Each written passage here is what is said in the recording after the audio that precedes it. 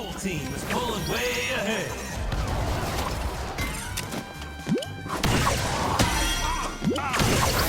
Double KO.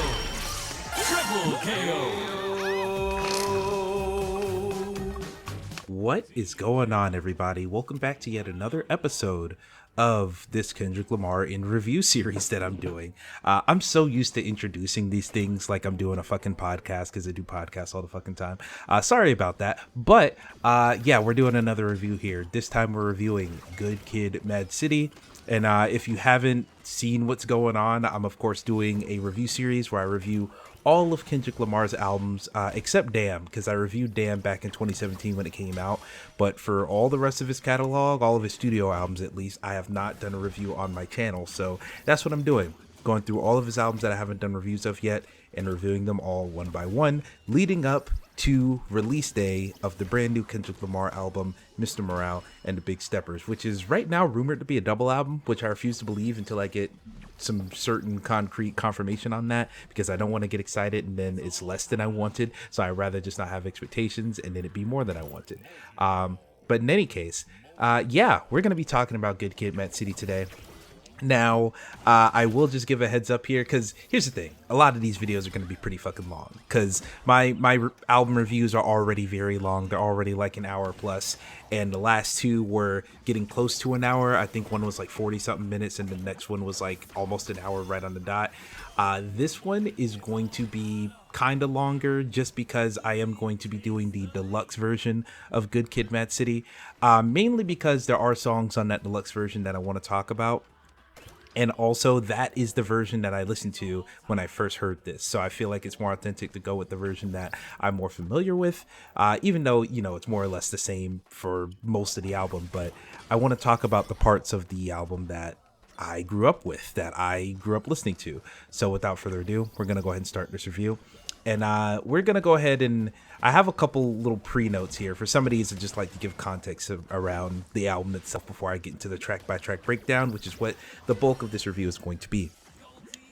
So pre-notes here. This is the album that introduced me to Kendrick. Just as a little bit of context here, because this will come up later on when we're doing the track-by-track breakdown. It's 2013, in senior year of high school. This is the album that actually, was this 2013 or 20... yeah, it was 2013. It has to be, because I was thinking, no, it was 2012. I was fucking wrong. 2012. I was about to say, because 2013 is when I graduated. So this is like right before the first half of that year, but still senior year of high school. And I had heard one song from Kendrick, which I'll talk about near the end of the video. But that song, I wasn't really thinking about Kendrick's contribution to it. I was a big fan of the other artist that was on that track, but I was aware of Kendrick, but I didn't really think about him much.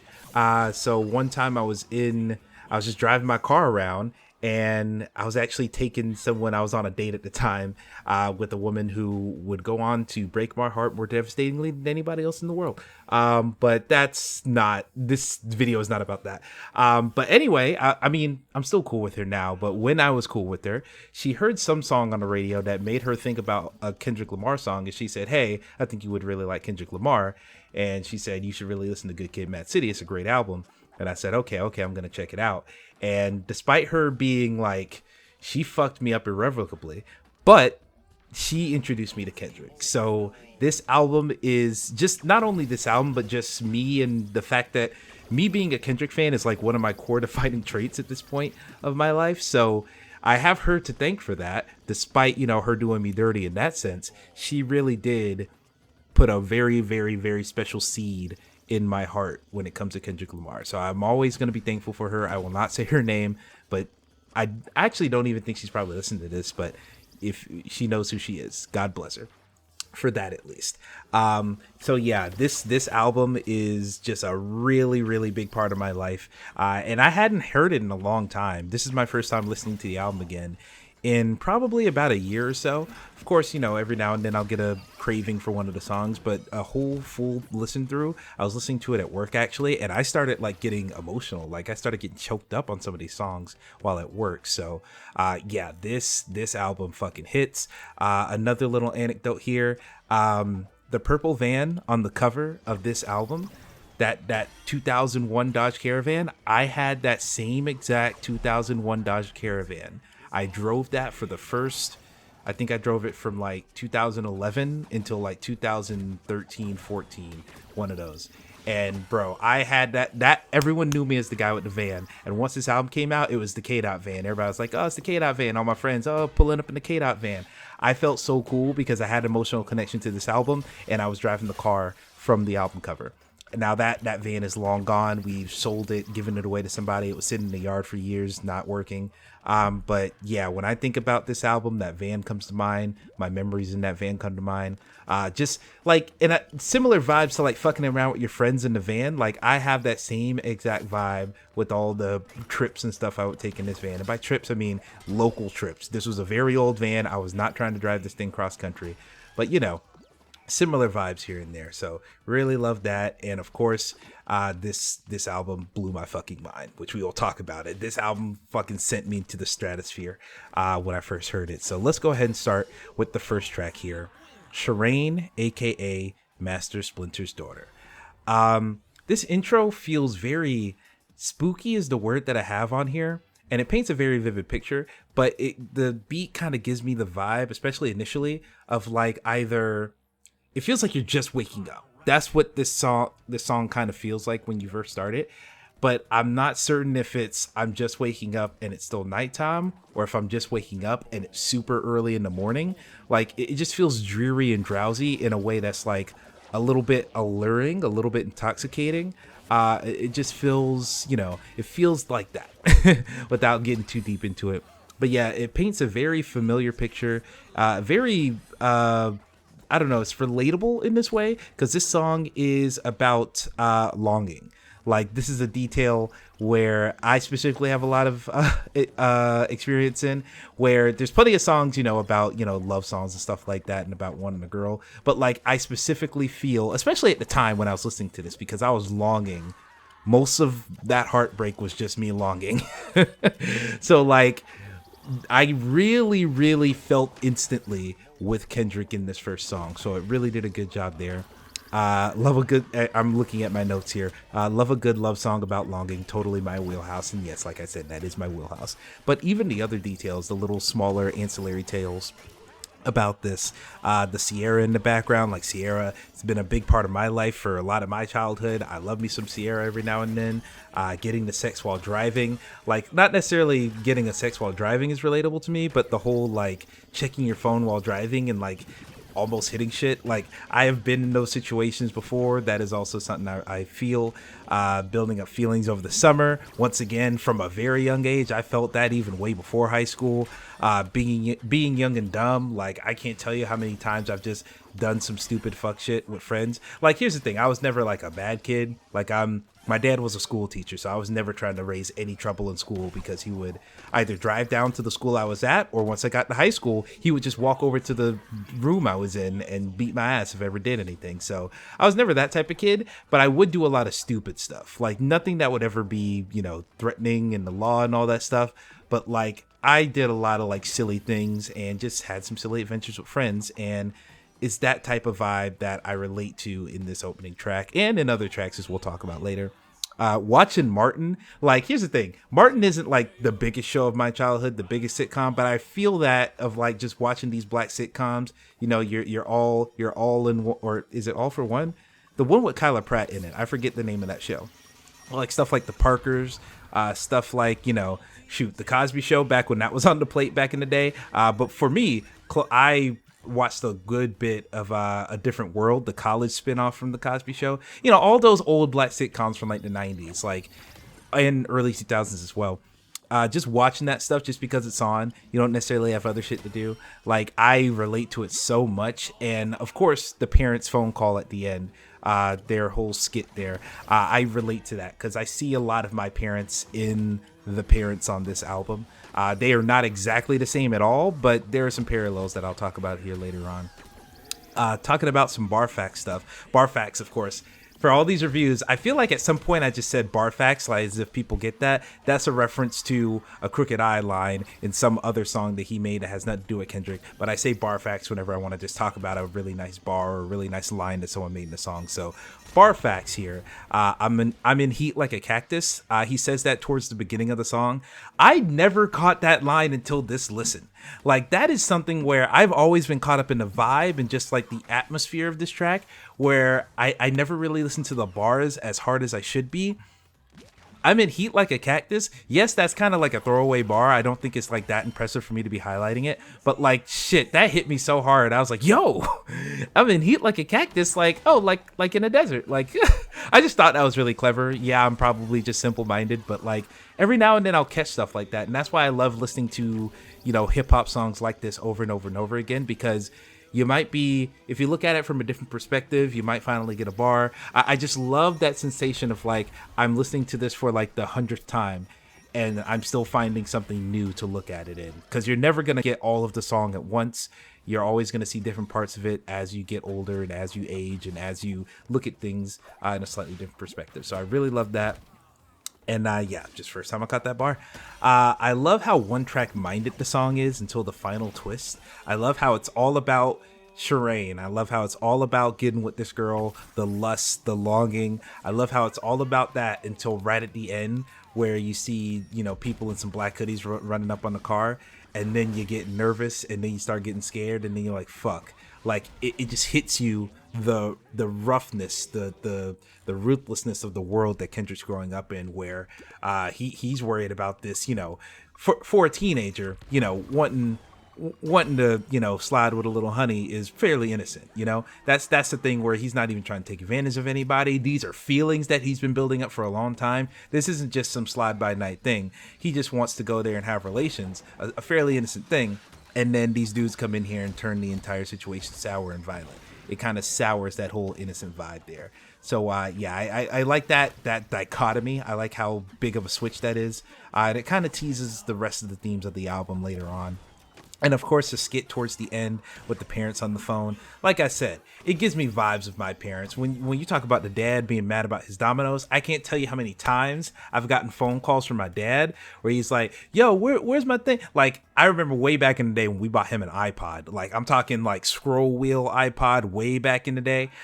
He would always call us like, yo, where's my iPod? Y'all always be putting stuff in my iPod, because we would have to keep plugging it into the computer for updates and such, because he would never do it himself, because he is not technologically minded, God bless him.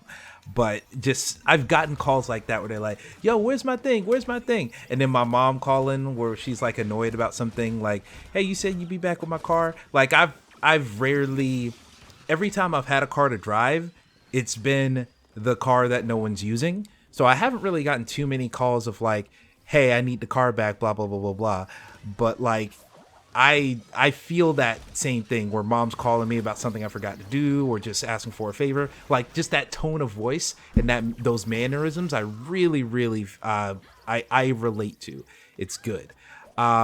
And one small note here, I carpooled a young lady in high school. I was going to two different schools. Technically, it's a long story. I was taking like technical classes, but one of the people I had to carpool, it was this young lady. I believe her name is Brittany.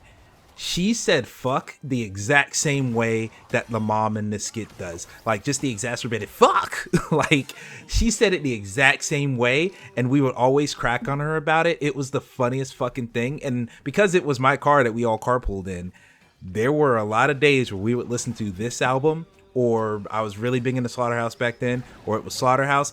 I controlled the stereo most of the time, and it wasn't until about halfway through the school year where I even thought to give them a chance to get to the stereo, because I was a selfish little prick back then and didn't really consider things. But you know, they had the stereo to themselves later on. But it is what it is. That's besides the point.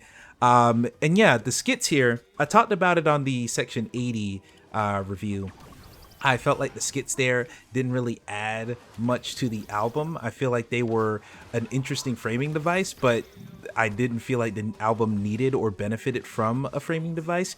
Here, I like the framing device. They put the device here in a more like visceral and vivid way that I really do appreciate it. And it more clearly ties into the tone and themes of the rest of the album. So I really like that.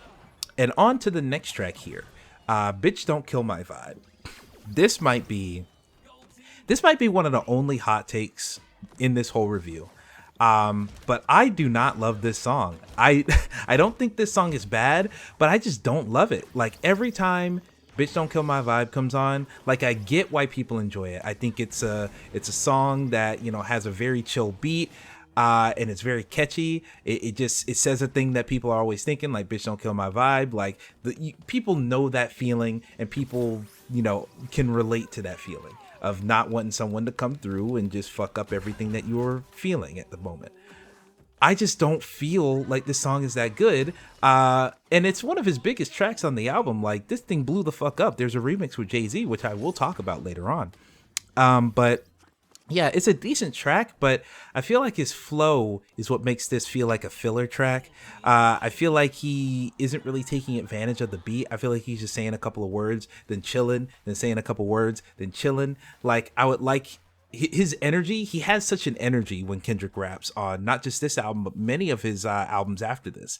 And I don't feel like he has that energy on this track. I feel like he is just letting the music itself do most of the heavy lifting, and he isn't really putting too much extra effort in with his writing and verses. And, you know, it's fine. I mean, I think people will love this song despite that. But for me, as someone who loves Kendrick for his energy, it just doesn't feel like it's lacking. It just feels like it is lacking a lot of that energy. And I will say, I'm going to talk about this later, but the remix, if you took that remix and put it in place of this version, it would solve all my problems. All the energy I feel like Kendrick lacks on this original version, he has in spades on that remix. And we'll talk about why that is later on when we get to that track. But yeah, that's my main issue with this. I feel like Kendrick's just chilling. He's just coasting. And the track it has that more chill vibe. It fills that quota, but the beat doesn't even feel all that chill. The beat feels a little bit too hype to be a chill track, but he's rapping over it as if it's a fully chill track.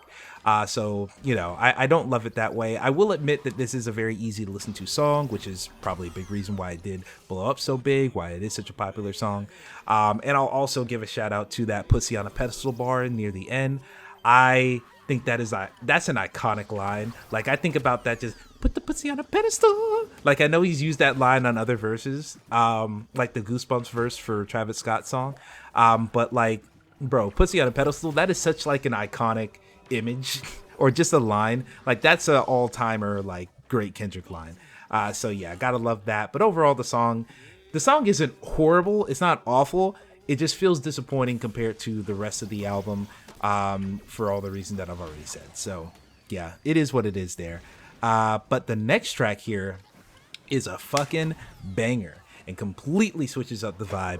And that track is Backseat Freestyle. The whole Martin had a dream, Kendrick had a dream thing. I love this because similar to what he did on Section 80, like I talked about in the last review, he's connecting the civil rights icons of the past to the current exploits of people like him, where it's kind of like drawing that parallel and saying like how they were doing stuff for these reasons, we're doing stuff for these reasons, where nowadays in the modern day, we're out here, we're trying to do our best, but we're mostly trying to survive. And like Kendrick's dream is about being a big star, you know, getting out of the hood off the back of his rhymes, all that stuff, where Martin's dreams were so much more grandiose, so much more, you know, trying to do everything for everybody, where Kendrick's is a lot more smaller in scope. And so it just kind of like talks about that dichotomy a little bit, or he's not necessarily talking about that dichotomy in this line, but just making that parallel gets you thinking about those dichotomies. So I really like that. And this was like the hardest song of all time when this came out. There was no song harder than this for a good minute. It was so fucking like crazy. The bells and chimes of the song make it sound like really rich and expensive. It kind of gives it the vibe of like a Niggas in Paris, or just all of that album in general. I'm forgetting the name. Watch the Throne. The sound of Watch the Throne just sounded so luxurious. It just sounded so larger than life. This song kind of has that feeling a little bit here, but it excuse me, it distinctly has a feeling of new money. It feels exciting and fresh in a way where it's like Jay-Z and Kanye, they sound like they've had money and they've been had money, and this is just you're getting a slice of the luxurious lives that they lead. Where in the case of Backseat Freestyle with Kendrick, it feels like he just got to the top. he is just now being the hot shit, and he still has that hunger and that tenacity of like a young kid who just got here. So I really like that. Kendrick's delivery sounds very playful at first, but then vicious. Like, going back to the framing device of this, at the end of the last song, Bitch Don't Kill My Vibe, you hear one of his folks in the car saying, yo, I got a beat CD and a pack of Black and Milds, bring your freestyles. So this whole song, in context of the album, is kind of a freestyle in the car with his homies, with his friends. And at first he's just playing around, catching the cadence, catching the flow. And he's just like having fun at first. And then that last verse is when he goes hard. Like, I run and go with a group on, it's a relay race with a bouquet. I said, K, you gon' marry mine. Like, he's really like showing his lyrical prowess at the end. And so I really love that, how not only is it giving context to the framing device here, but it also like shows like, yo, Kendrick can lyrical miracle with the best of them, even if he's just playing for, the first half of the song. I think the flows are good. I think there's some good, some funny lines here and there. But yeah, I just really, really like this. And plus, the framing device justifies the over-the-top bars, where like the whole "wish my dick was as big as the Eiffel Tower so I can fuck the world for 72 hours." Like, that wouldn't fly if you were actually trying to make like some grand, successful song. But in context that I've given, that makes sense. You're just around with your homies, around with your friends. You're going to say whatever fuck shit pops up in your head because it matches the lines and it matches the bars. So, yeah, really, really love Backseat Freestyle. One of the best Kendrick tracks in his whole discography. So, yeah, love that song a lot. Then we have another song here called The Art of Peer Pressure. The opening of this song is so fucking great. Now, here's one thing I'm going to do. Because here's the thing. I listened to all these albums again. I wrote all these notes. I'm making specific notes to stuff that I don't remember in the song. So I'm going to have to listen to the song again just in case, just to make sure I'm saying what the fuck I think I'm saying. So I'm going to pause it right now. Okay, that makes sense. So I had to listen to the song again to make sure that this note that I had on here. So the note that I put was, the opening gives big Summer Madness by Kool and the Gang vibes, but a bit more upbeat.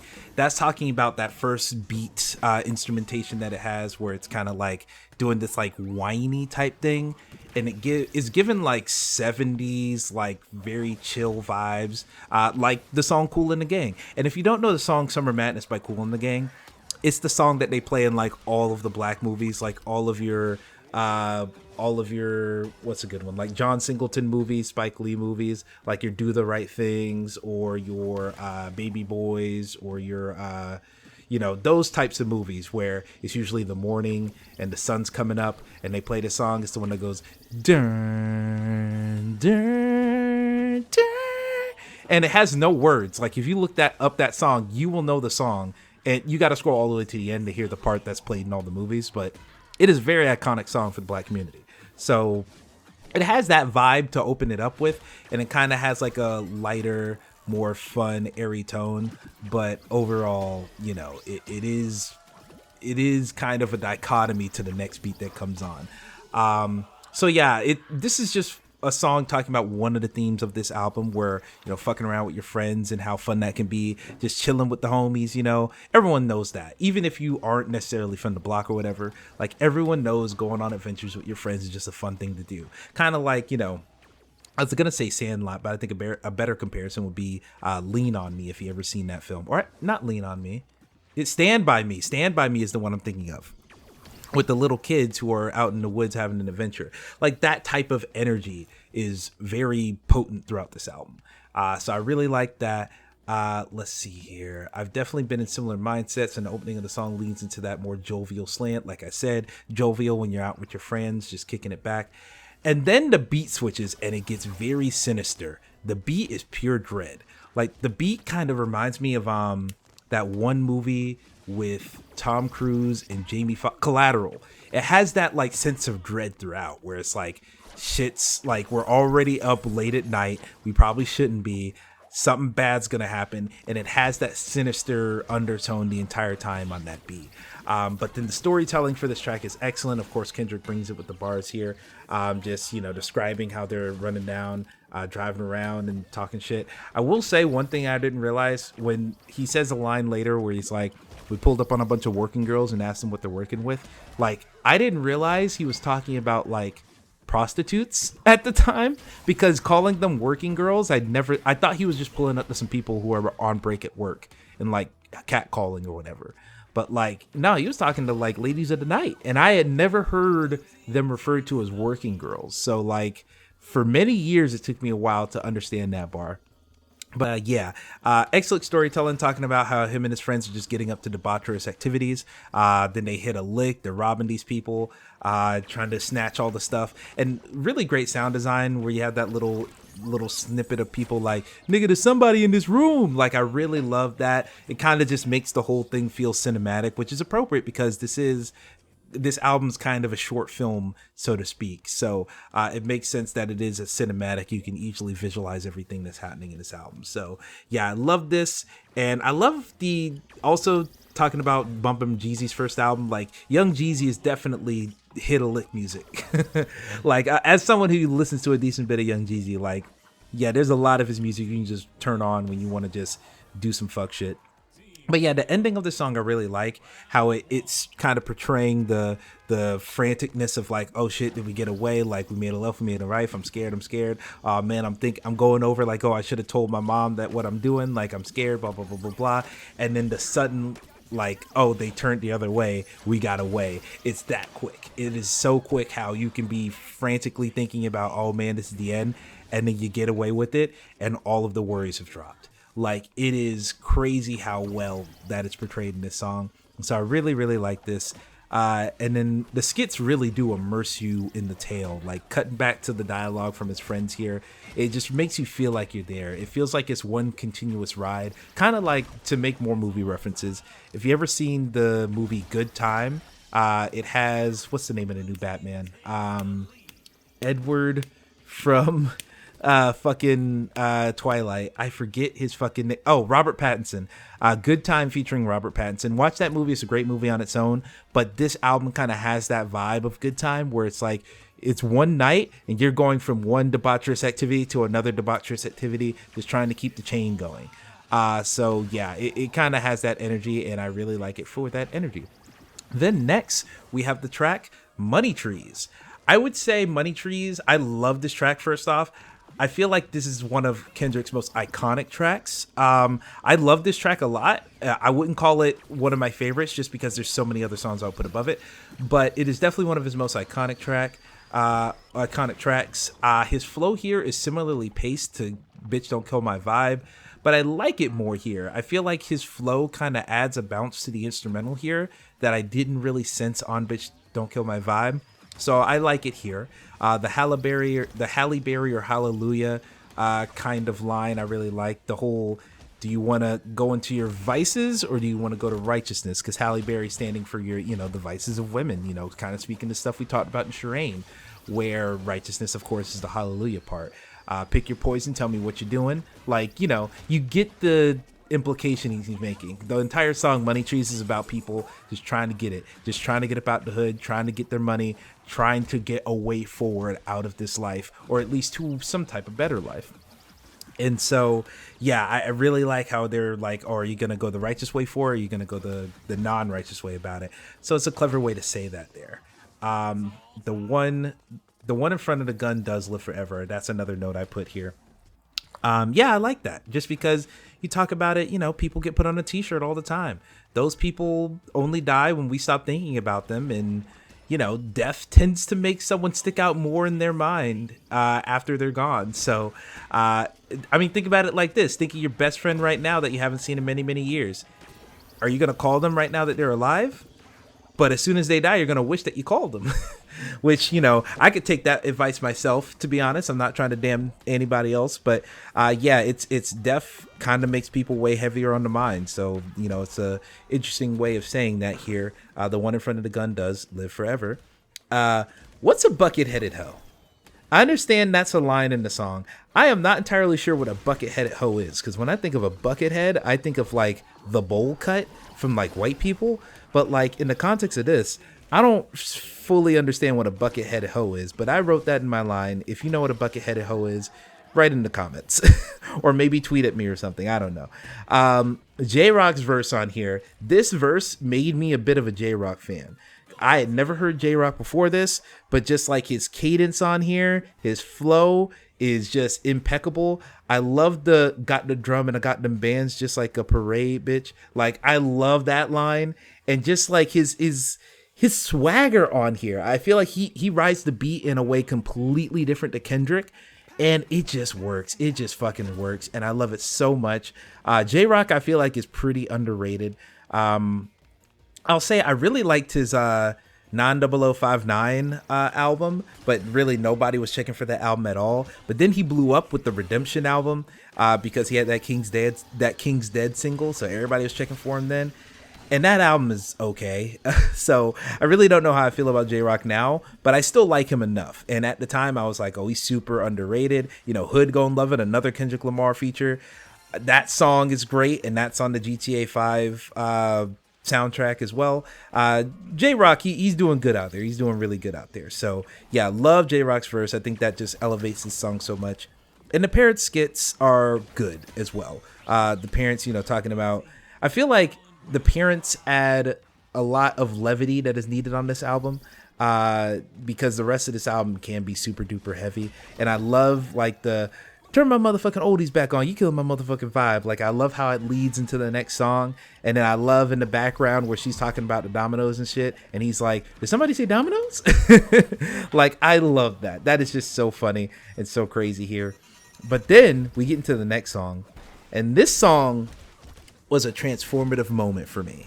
This song is Poetic Justice featuring Drake. I can't understate how fucking crazy this song was for me, because let's transport ourselves back to my state as, you know, a teenager in senior year. Once again, I was just talking about how I was going through heartbreak and how I was, you know, really in my feelings a lot. When I was in my feelings, I started for the first time in my life. I was always someone who listened to a little bit of pop, but almost exclusively hip hop. That's all I listened to throughout most of my childhood, all of high school, blah, blah, blah, blah. It wasn't until I started facing heartbreak where I thirsted for different emotional wavelengths.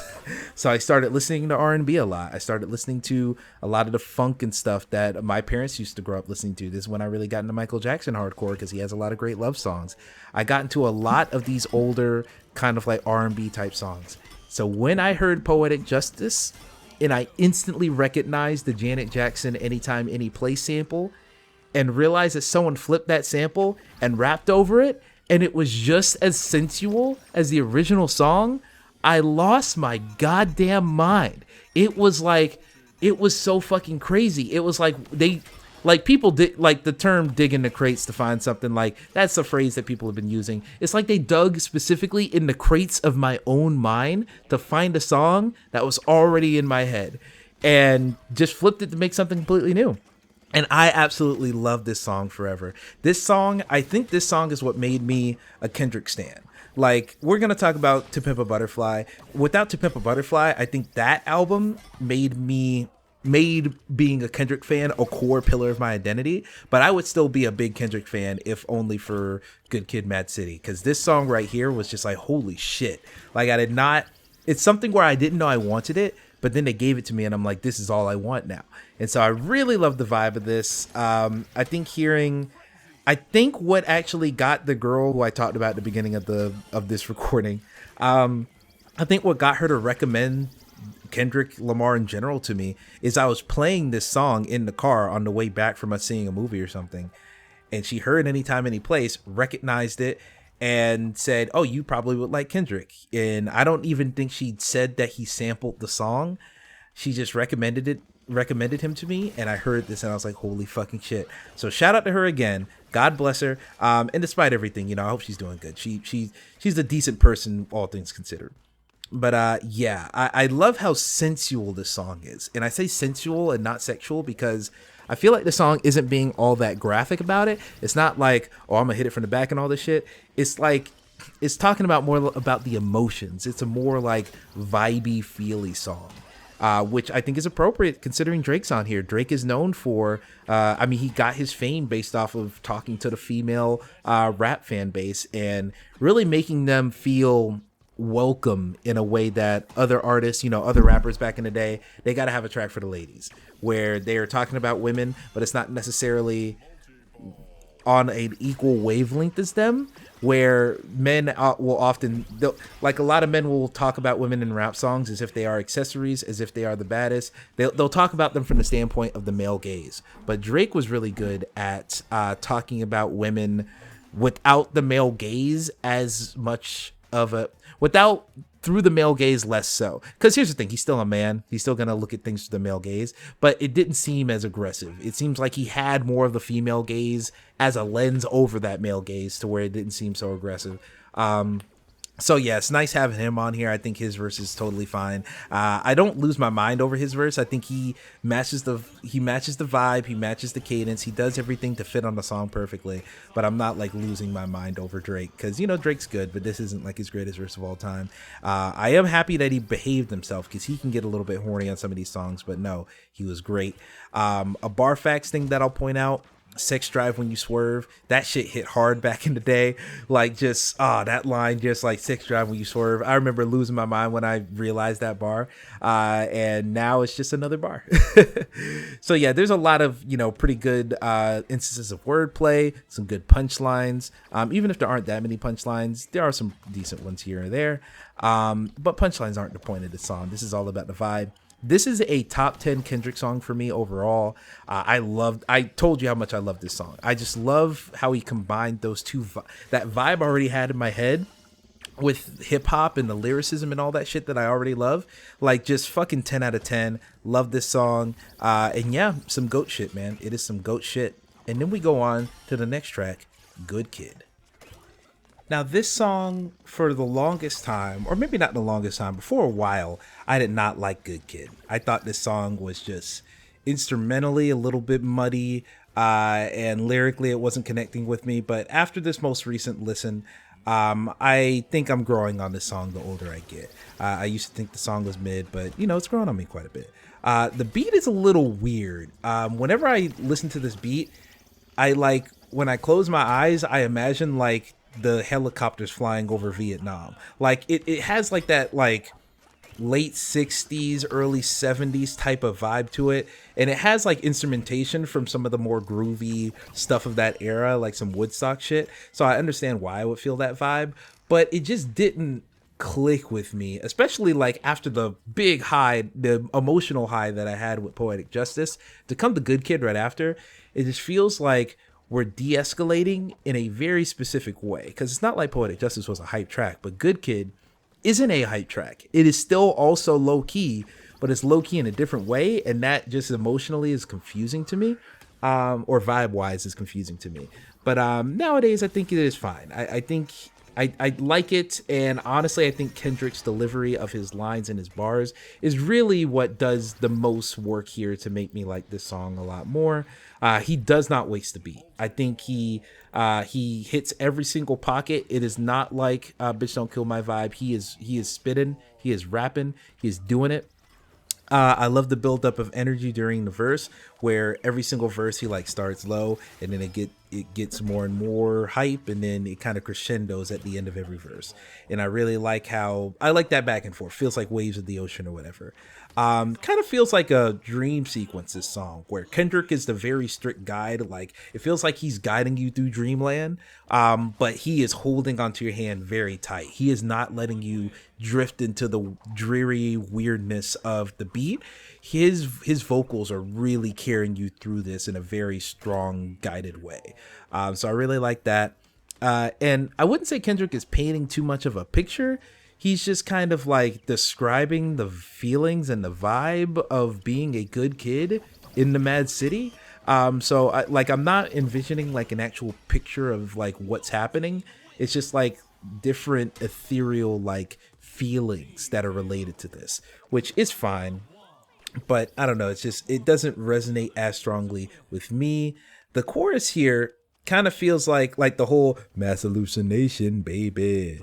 Gonna reconnect with your elation. That's giving me vibes of like George Clinton off of To Pimp a Butterfly. Like George Clinton, he is known for that type of talking over the song or that type of sound. So it just has a similar vibe to it. I feel like this is like the prototypical 70s-ish song for Kendrick to kind of toy around with before he gets to Pimp a Butterfly and leans so much more hardcore into that type of sound.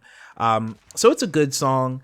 It's a little bit more of a filler song for me. I don't think it's an awful song, but I definitely do think this isn't really a highlight on the album. It does feel like a filler track to me. But hey, we got one hell of an iconic track coming up because the next track is Mad City. Everyone knows Mad City. Pyrus and Crips all got along. They probably got me down by the end of the song. I know the words. Seem like the whole city go against me. Air down in the street. I hear yeah.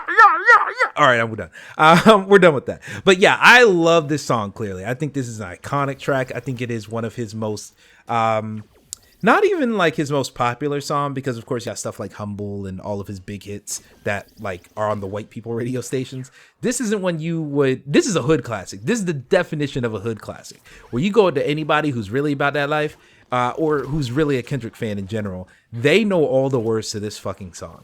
And the funny thing is, because I remember even back in the day, and still a little bit now, I feel like and a lot of us think of this song as like the lyrical miracle, I'm throwing a bunch of bars at you as fast as I can song.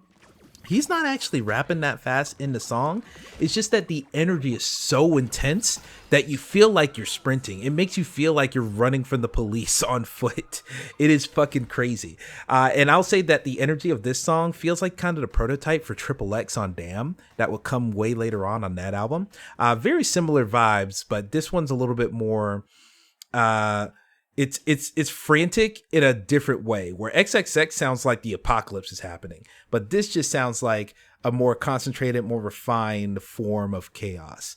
Or it's not even chaos, just franticness. It's just frantic. So looking at the bar facts here, a couple lines I wanted to point out. You killed my cousin back in 94. Fuck your truce. God damn.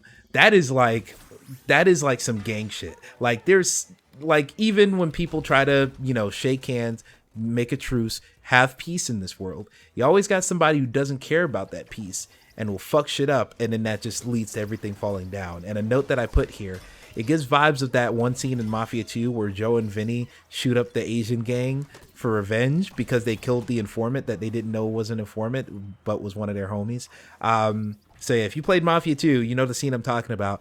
But yeah, holy shit, it gives that like, I am going to come back at you hard. I don't give a fuck what the repercussions are. And those repercussions are what lead to more bodies falling, sadly. Another line I wanted to point out, this is not a tape recorder saying that he did it, but ever since that day, I've been looking at him different. This is not really a snitching thing, but like, I've had that feeling. I've had that vibe where you're around people and you're like, yo, I know you've been getting at this in nefarious shit. I know you done probably caught a body or two, but like still having to interact with them. Because it's one thing to be like, oh, he killed somebody, that's crazy. But like, if that's somebody on your own neighborhood, on your own block, and you have to interact with them every day, that is still like, that's just crazy, bro. Like, that's like, it's just like one of those things where you don't know what someone's capable of until they do it.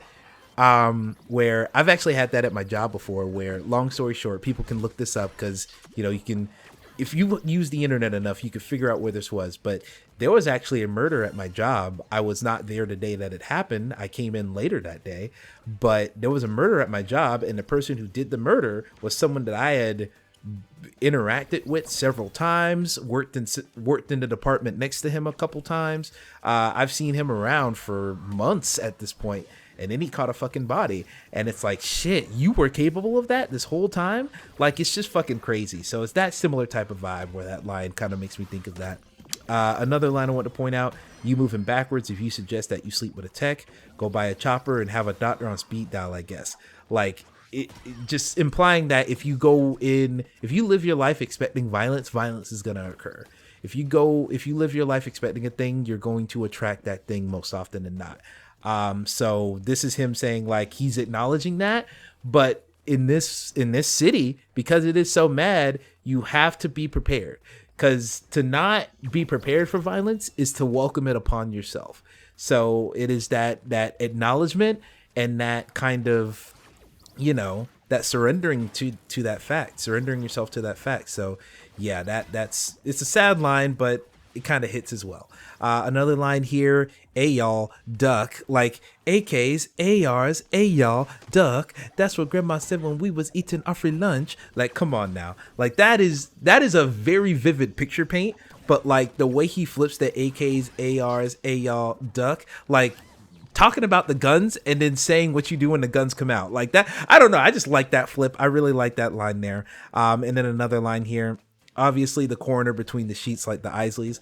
Bro, the first time I got that shit, because once again, I told you, I've been listening to R&B and shit around the time this album dropped. So Between the Sheets by the Isley Brothers was already on my head. So when he made that line, I was like, fuck, that is fucking hard. So I love that bar so much. And I love the wordplay he has with the picking up the fucking pump, picking up you sucker, thicker diet. Oh man, he has so much fun wordplay things here where like just the cadence and it just sounds fucking exquisite. I love how he's rapping on this track. The beat switch does decrease the energy a little bit, where it's like how I explained it in my notes here.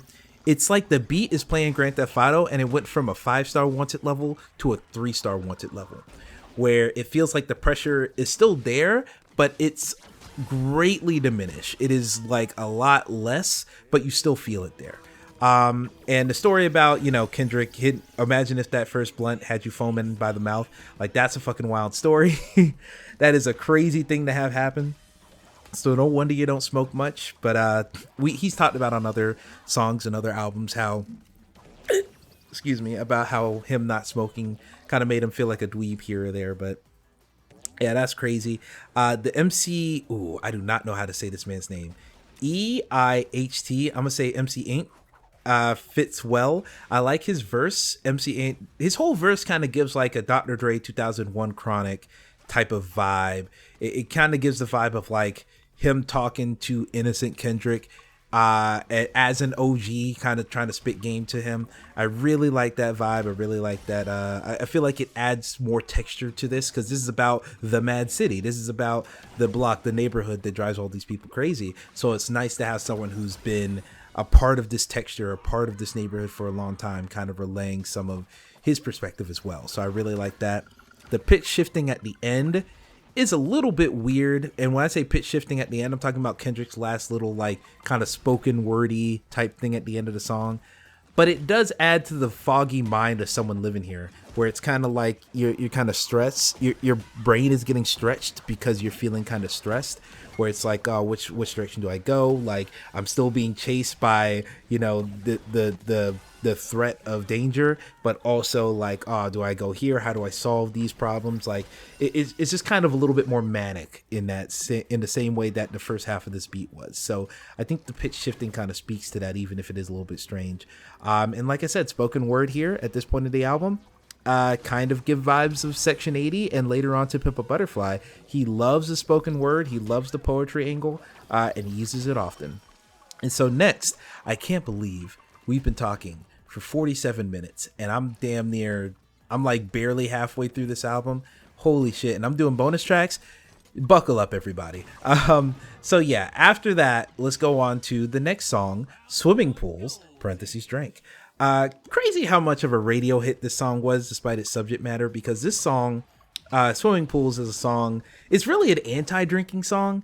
It's about how people abuse alcohol to make their pains go away, make their troubles go away. But because the chorus is so like easily identifiable and easy to sing along to, like pool full of liquor and you dive in it. It is so like, I'm sure this song got so much play at parties, like at like keggers and shit. Like, come on, like this was a perfect song to play. And plus just the beat of it as well, where it has like the rise and fall, it crescendos in the chorus, like pull up, drink, and then like room full of, I'm sorry, it just has a lot going there to make this a big hit. And I understand why this was a big hit for so many people. I feel like this song probably did get a lot of play on like the white radio stations, your pop stations and stuff like that. So yeah, very interesting.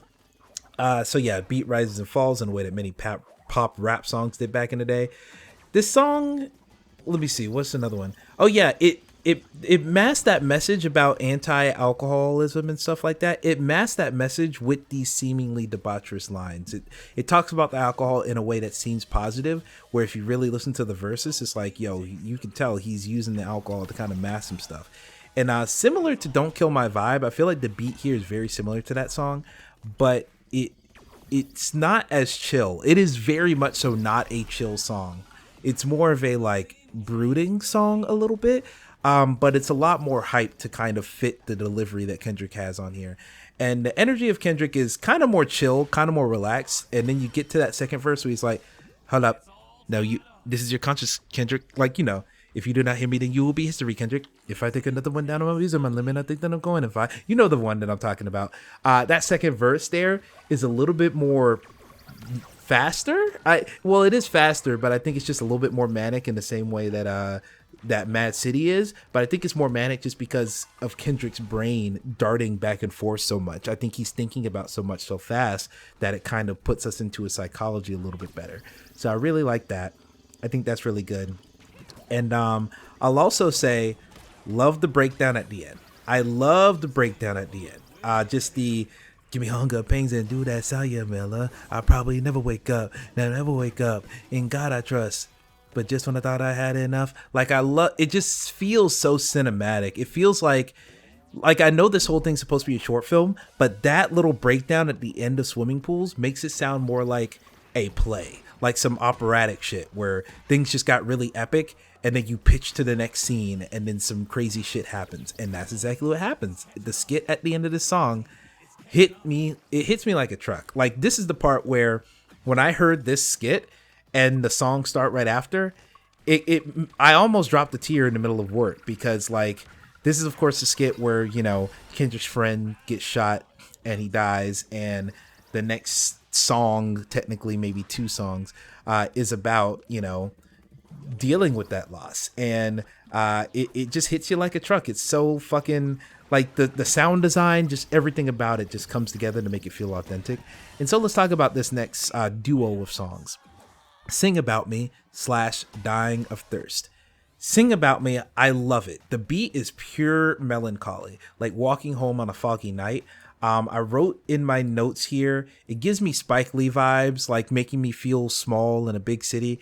Like thinking about Spike Lee, I just feel like Spike Lee uses a lot of jazz and such in his movies anyway. But when I think about this song, I just go to like Do the Right Thing, and I just think about like Pookie walking home from work or something, even though it is across the street. But like, I think of that type of stuff, just like sitting on the block in the middle of the day, or not even in the middle of the day, in like the twilight of the night.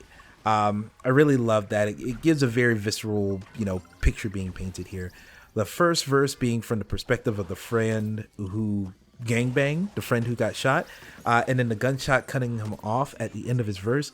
That just hits, bro. Like that is it's an easy creative choice to make, but for someone in the position of Kendrick, where think about this album, like this album's like a hood classic, like everyone loves this album, but like that's like you're playing with the art form in a way that's kind of playful and unique, where you could have just said it outright and let people take the words for what they are, but no, you're putting it here to show that, hey, his life was cut short by this gunshot. Like I really think that's just a really cool, playful way to do that. And it's just a really good dose of indirect storytelling. I don't know if dose of indirect storytelling, I guess. But yeah, that just rapping from that whole perspective is really cool. And then also putting the perspective switches throughout this entire song, I think is really cool.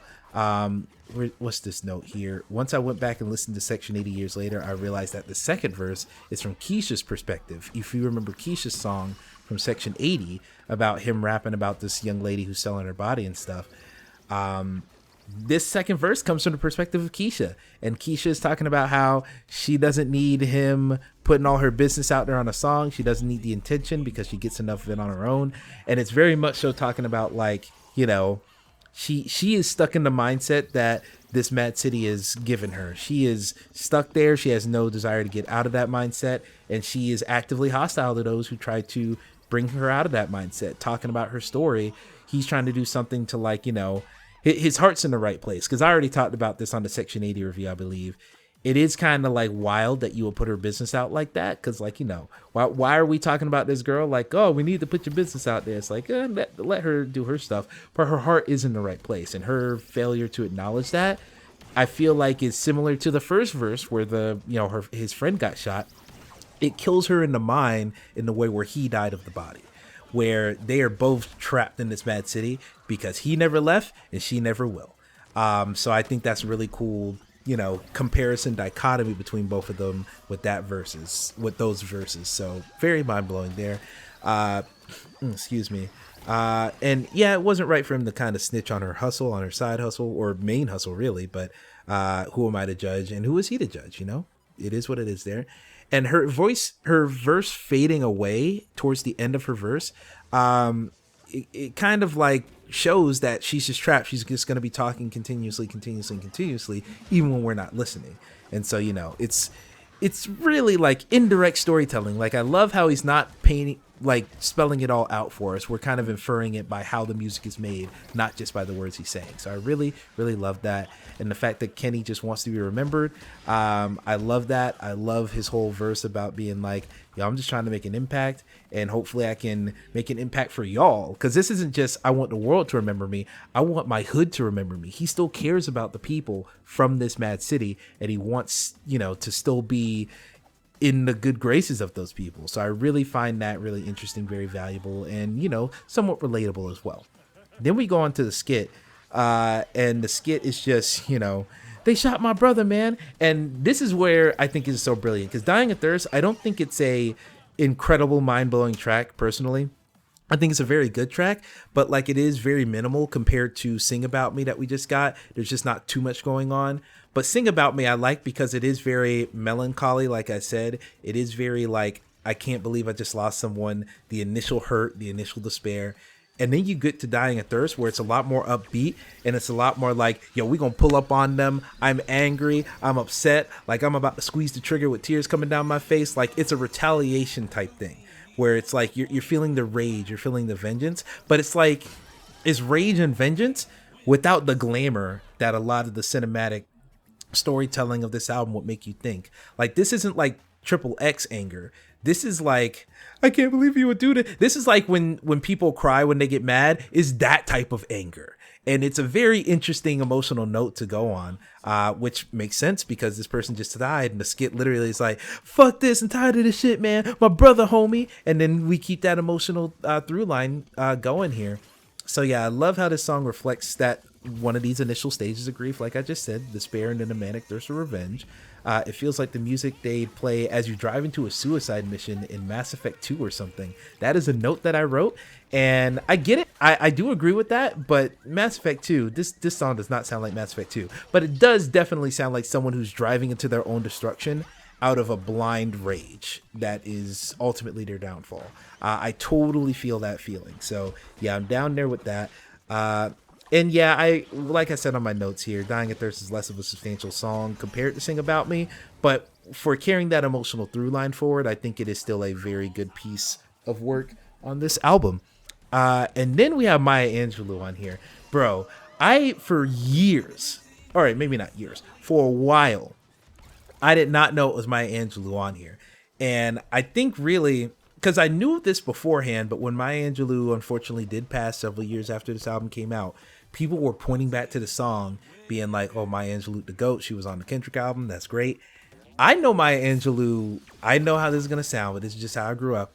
I know she did, Why the Caged Bird Sings, all the poetry. I heard about her in school. But Tyler Perry, putting her in like one or two of his movies, that's how I knew of Maya Angelou initially, I believe. And so, seeing that Maya Angelou is, she's one of the GOATs. She's just like a person I super duper respect. But I am also like, bro, you got Maya Angelou on here when you were still like, because this is before, when she did this collaboration, this is before Good Kid, Mad City hit. This is before he was considered any GOAT. This is before he was like at the top of any type of throne. You got to imagine like how cool of her it is for her to do this. Like, I love Maya Angelou. I have so much respect for her as an artist and just as a figure in the Black community, what she's done historically for us. But like, it is so cool for at the low tier that Kendrick was at that time, just being able to get her on here and to be herself. Like, she is such a respected figure to us. She's like everyone's like mom you don't want to disappoint, everyone's black mom that you don't want to disappoint, or really black grandmother you don't want to disappoint. So to have her on here being that persona that she kind of fell into, her acting as that persona straightforwardly in this skit, it's just incredible. I love it so fucking much. And it kind of gives that, you know, these people were just talking about how their homie died and blah blah blah blah blah. I love this skit because it has that feeling of like she's taking them as they are, where that's so much of what I have previously disliked about Christianity in general, where so much of Christianity can be judgmental. So much of Christianity can be, you know, you gotta hit this, and this. You gotta meet our expectations and meet our definition of what good is before we can even give you the time of day. But there are a lot of people out there in the Christian faith, and I say this as a Christian myself. I literally got the cross on as I'm talking about this. There are people out there in the Christian faith that will take you as you are. They will accept your flaws and all, and love you and cherish you all the same. And I really do think that's how everyone should operate. People love faith or not, any faith or no faith. I think we should take people as they are and love them the best we can and do our best to treat them with the respect that they would like to be treated. And so it's really nice to have Maya Angelou do that and not judging these poor kids for any of the activities that might have led to the traumas that they're experiencing. So I really love that. And I'm actually getting a little bit emotional about that because, man, I think about that topic so much. So it kind of feels like a baptism here. And, you know, just taking them in despite their past. I love that so much. Then we get to the penultimate track of the main bass album. We're actually not that far from the end. So sorry, I thought the thing was going to be like 90 minutes, but maybe not. We'll see. The next track here, Real. This is another, I don't know if it's necessarily a top 10 Kendrick track overall for me, but it's up there. This is like in the teens at least. I love this song. Real is just so incredible. The vibes here are immaculate. Just like the beat is just so like, it's chill, but it's not necessarily like putting me to sleep. It has a groove and a bounce to it, even though it is still very chill. It is definitely something you can step to, which we'll talk about in a second here.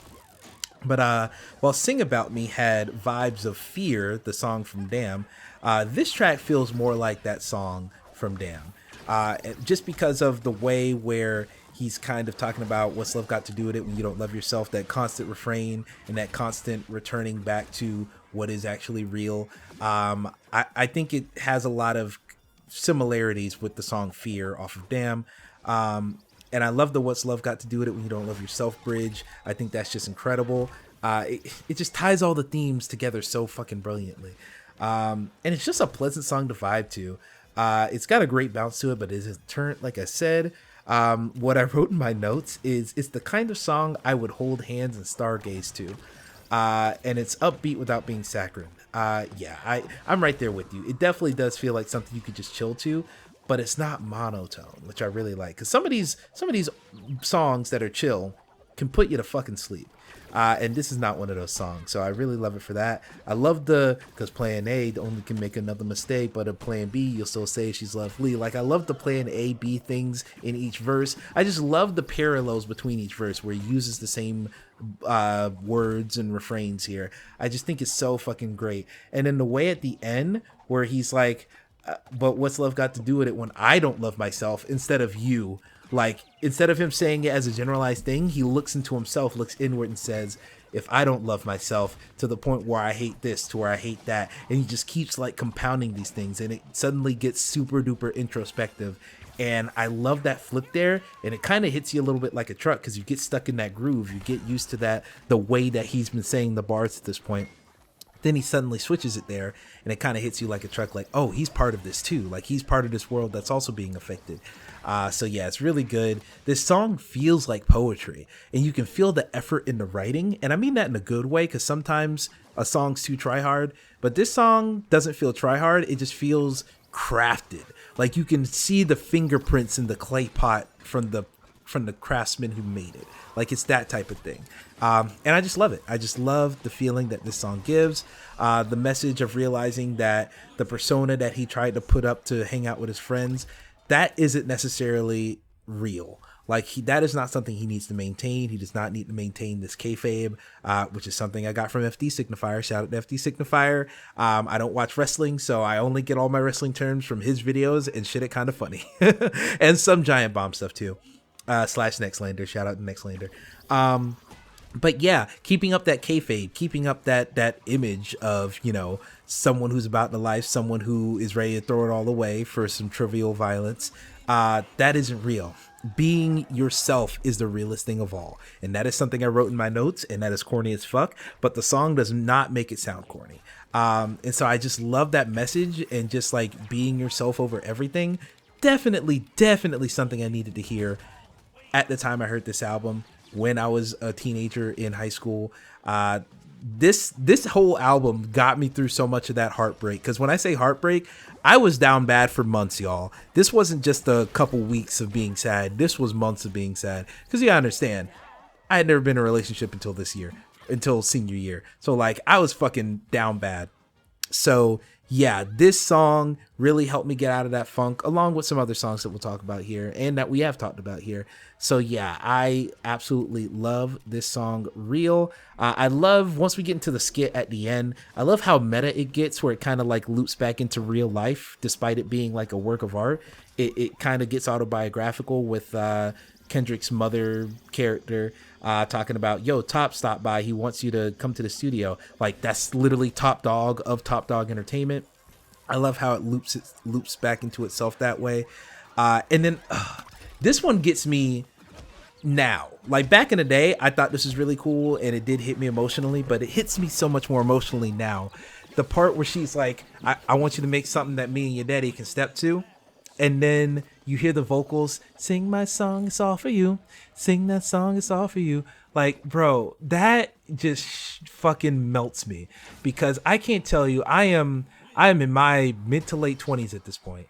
I worry so fucking much about doing right by my parents, because, you know, parents have done everything for me. You know, everyone's parents have done everything for them. You know, I think about doing right by them all the time. And so this example of being able to do right by his family, like he gave them a song to step to that has like lyrical structure and lyrical content that he likes. He had his cake and ate it too. He's paying homage to his parents in this really special way. I think it's just so fucking perfect, and it just makes me really emotional. And like, I'm recording this a little bit before Valentine's. I'm recording this a little bit before Mother's Day, and me, when I say I'm a mama's boy, I mean that I just take after my mom a lot more. Where I was never really a sports kid. My dad has been a football coach for 20 years. So my sister really got hardcore into sports. My little brother especially got hardcore into sports. I was never really the sports kid. And just personality wise and all that, I am way more my mother's kid than my dad's kid. So to have the mom on this album be like the emotional anchor, the main character of these skits, more or less, is just, it just hits a lot for me. And so I just love, I love my mom, but like just thinking about how, you know, Kendrick said, I'm going to make a song that y'all can step to, and made the song that y'all can step to. And it's like one of his best songs. It's just really, it makes me happy. It makes me really happy. And I'm going to get off this topic before I start crying on this fucking commentary, because Kendrick Lamar means a lot to me. And my parents do too, goddammit.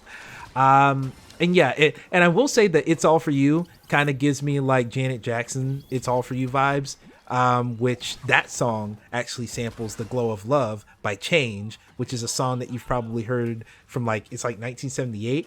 It's back when Luther Vandross was a member of Change, and it just sounds like a Luther Vandross song with a really good groove. And that is prime stepping music. So to invoke all that stuff, it's like just calling back to the parents in just another layer. So I really, really love that. And yeah, the speech at the end, it's so sincere while feeling realistically not too sweet. Where it's like, I love you, Kendrick, but it's not like she's saying like, I want you to do good by all these little black and brown boys in Compton. Like literally saying what she means to get across without it being like, you're the light of my world, or some corny shit like that. It's just like, I love you, hope I see you soon. Like that is just so like, it just reminds me of conversations I've had with my own mom, and you know, and my dad as well. Like similar conversations. It's just so authentic, and it just fucking gives me chills when I think about it today. So yeah, Real, A1 track.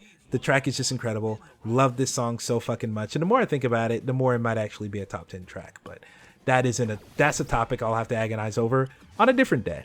Then we go on to the final track of the base album, Compton. This song is so fucking triumphant. Of course, Dr. Dre is featured on this track. And this is like end credits vibes, where I've talked about on Section 80 review and Overly Dedicated review. I feel like he tries to make the final songs kind of be like after creditsy, or not after credits, like credits music. And when I say credits music, I'm talking about like when they play a super upbeat song at the end credits of a movie.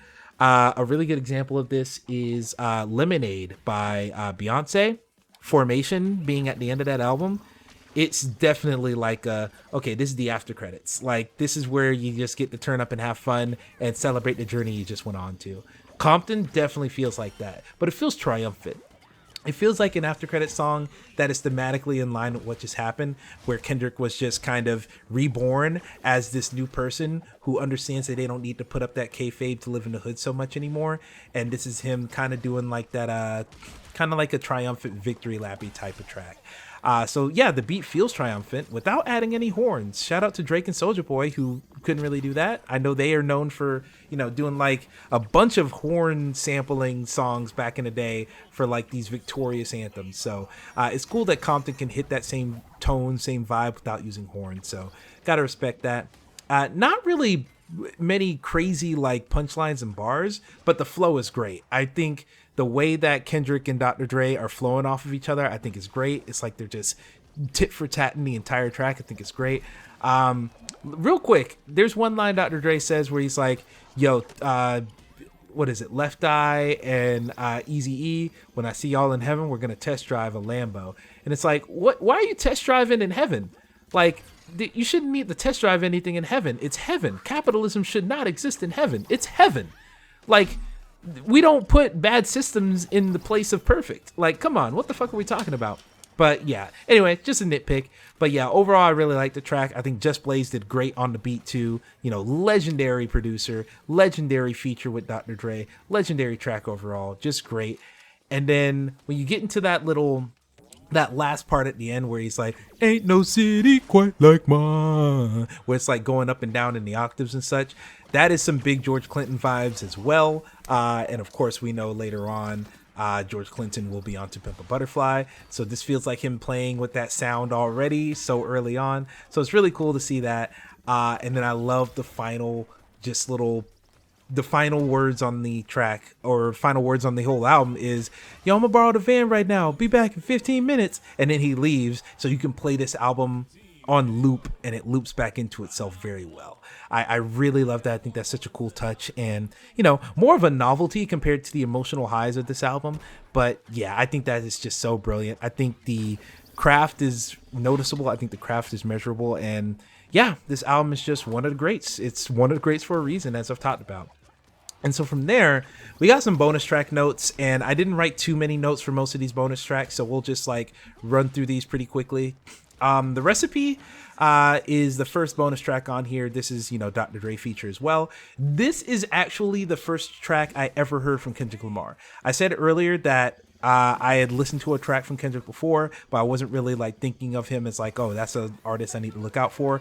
This is that song, heard it on the radio, thought the song was great enough, because I was an Eminem fan for a lot of my childhood. So when I heard Dr. Dre, I'm like, yo, Dr. Dre's on here and he's kind of going hard. And this other new guy, he sounds like he's going hard. Let me download this song. So I played this song on my PSP back in the day. So I really liked it there. I had a PSP Go, bro. I had the fucking cord hooked up where I'd plug in the PSP Go into the little CD slot in my fucking Kendrick Lamar van, and we fucking were off. It was fucking lit. So yeah, I had this song downloaded and I played it a lot. And so I already liked this song. So when she recommended Kendrick to me, I didn't even remember that this was the same Kendrick. So it was all kind of just a happy accident, really. And so yeah, this is the first song I ever heard from Kendrick, and it's a really good song. Let's see, what else do I have? Yeah, I really like the chill beat mixed with the boom bap instrumentation. I think it's great, and I think the way that Kendrick and Dr. Dre trade off of each other, I think they trade off of each other on The Recipe even better than they do on Compton. So I really love this track. I think The Recipe is a pretty underrated track. I don't know if I call it like one of my top 10 favorite tracks ever, but it's a very, very, very good track. The next track here, Another bonus track, Black Boy Fly. It sounds like a B-side ass track. This is definitely some filler that they cut out. It feels like something you would just throw in as a bonus without thinking about it. Now there's some pretty good solid storytelling on here, but like the chorus is pretty weak. The flow isn't particularly impressive. The instrumentation is kind of dead. It's not super lively in a way that I can really identify. It's fine. I don't think Black Boy Fly is a god awful track, but this seems like a song that would be on Section 80 more than it would be on the classic that is Good Kid, Mad City. So yeah, sliding past that one. This next track is probably, this might be blasphemous, one of my favorite Kendrick tracks of all time, maybe one of my favorite songs of all time.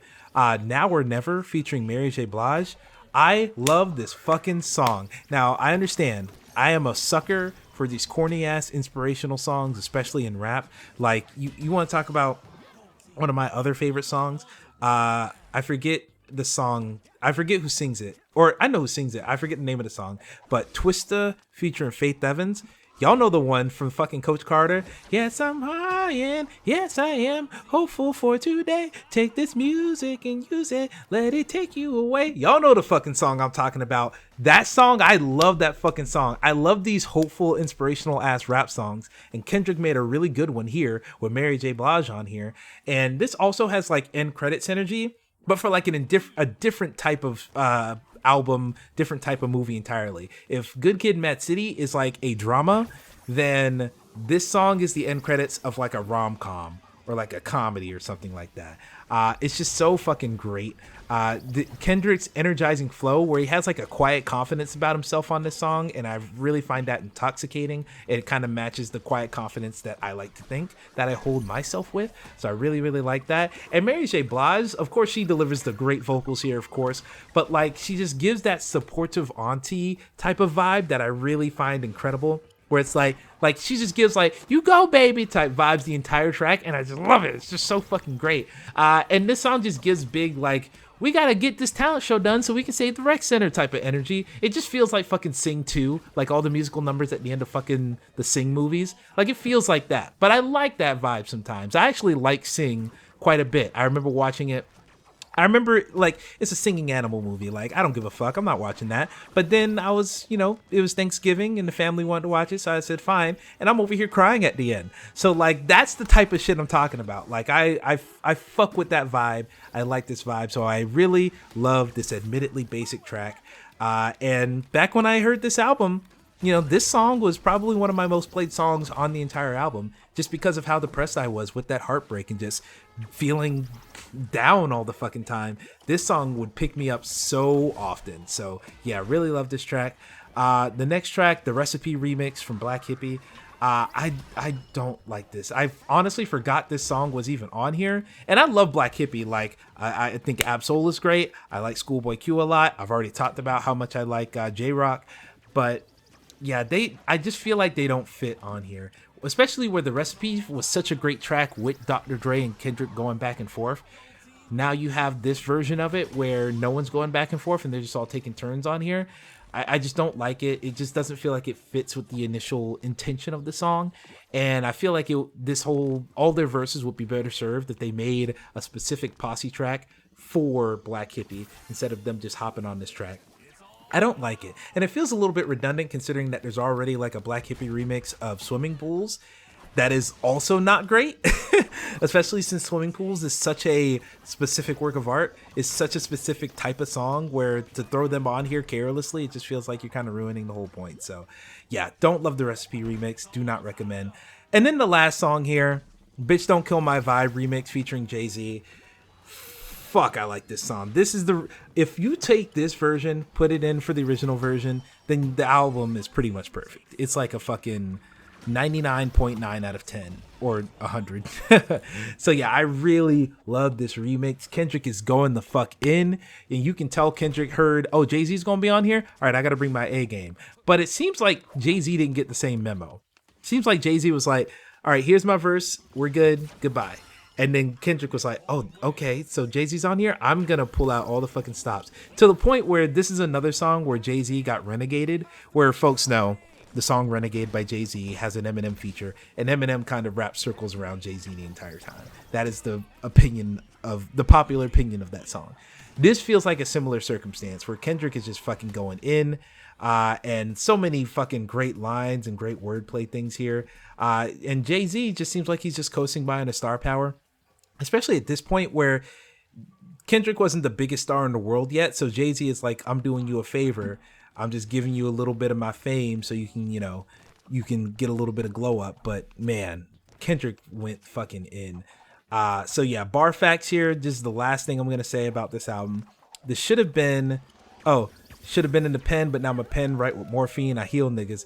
Touchdown with morphines. I kill niggas. Like, bro, the first time I heard that, I'm like, oh, like just the stank face, bro. The stank face that inspired. And he has a handful of lines on this song that go that hard. So yeah, Kendrick Lamar fucking killing it. Of course, shortly after this, we would hear the Control verse and that would take over the whole world. But yeah, when we talk about the album itself, just the album overall, Good Kid, Mad City, it's an album where as I probably have hinted, as you probably can tell from my Twitter profile, if you want to go over there and look at that, or my YouTube profile, which since you're on YouTube, To Pimp a Butterfly is one of, if not my total favorite album of all time. That is my favorite Kendrick Lamar album. But re-listening to Good Kid, Mad City, I have found a lot of reason to appreciate this album as well. I've always loved this album, of course, but people say that they like Good Kid more than To Pimp a Butterfly often. That is often the opinion that people have. And listening to it again, I am more sympathetic to that opinion. I understand it a lot more. There are a lot of emotional high points on this album that I don't really think about when compared to Pimp a Butterfly. To Pimp a Butterfly is just so overwhelming with its emotions, with its themes, with its politics, with its everything. Where Good Kid, Mad City, it is much more of a traditional rap album, but emotionally it is still very engaging. And while politically I wouldn't say it's very engaging, emotionally it is still very engaging. So there's a lot to love on this album, and I do in fact love this album. Probably, once again, not at the top echelon for me, but I still think it is, if not for the overwhelming success of To Pimp a Butterfly for me, it would be top echelon. And it is one hell of an introduction for Kendrick Lamar that I had growing up as a kid. So yeah, very thankful to that young lady for introducing me to this fucking phenomenal artist. And I love this album. So I'm going to hop off here. I've been talking for way too long. It has now been an hour and 21 minutes. I have a podcast to record in it's almost 8 o'clock. I have like an hour and 45 minutes to like shower and get food. So god damn it, I've been talking way too long, but I've had fun. This has been very fun. We're going to be doing our next review the next day after this one. You're going to be getting To Pimp a Butterfly, and I've been cooking up in the kitchen a very special game to play for that one that is going to be even more strange than whatever the hell I'm playing for this one. I still don't know what game I'm playing for this video, for this commentary that I'm making right now. Hopefully it's been something interesting, but in any case, I'm going to dip up out of here. I'm going to talk to y'all later. Have a good one. Can't wait for Big Steppers, as I said. And as I always say, keep it real, keep it trill, and step on, steppers. I should say that for when I do the Kendrick Lamar review on fucking VGU.TV, which I will be doing the written review on VGU.TV. That is the site that I'm on. Also where I do the Players Club podcast. That's a podcast that I do. And you can follow me on Twitter at EJSpun61. All those links in the description below if I am on top of my shit. And I'm going to say the outro again. Goodbye. And as I always say, keep it real, keep it true. Peace out, y'all.